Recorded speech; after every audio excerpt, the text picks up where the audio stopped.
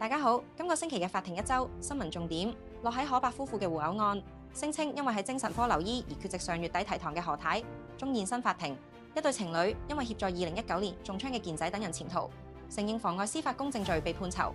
主審法官陳廣慈斥責幕後黑手將有理想嘅年輕人推上前線做炮灰，最後係19歲女子為海外港獨組織拍攝選舉宣傳片，承認一項煽動罪，判監1年。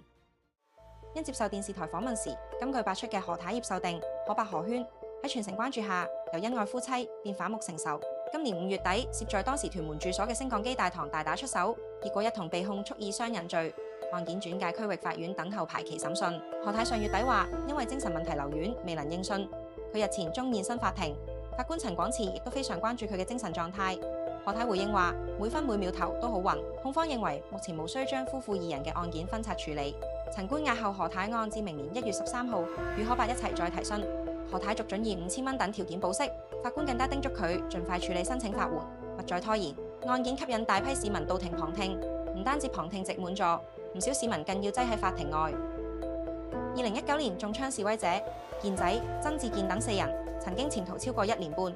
一對27歲情侶的士司機余顯林同埋幼兒教師吳淑慧，因協助健仔等人潛逃同埋安排藏匿而被捕。呢對情侶承認妨礙司法公正，喺區域法院分別被判囚17個月同13個月。辯方求情嘅時候話，兩被告品格善良，受社會氛圍以及同夥影響，誤以為協助健仔等人潛逃屬公義之舉。不過區域法院法官陳廣慈指，案情顯示兩名被告聯同 YouTube 頻道星期二得到成員，安排曾志健等人匿藏於酒店同工廈單位，並且照顧佢哋嘅起居飲食。期間，4名匿藏者被要求為該頻道拍攝影片，相信片段已用作文宣用途。4人其後計劃乘船逃往台灣。陳官直指，相信已打通天地線，抵台後有人接應。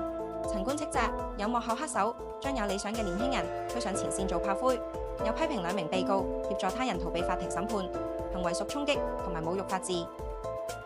指名潛逃者林千鑑嘅前女友，報稱無業嘅19歲女子南非，今年初為海外港獨組織香港議會拍攝選舉宣傳片，並透過社交平台發信息呼籲他人投票。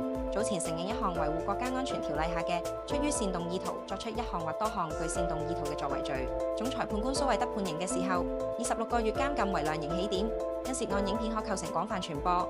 案件涉及國際元素，加刑2個月。因被告認罪，可獲扣減1/3刑期之後，故判監12個月。有外國駐港領事館派員到庭旁聽判刑。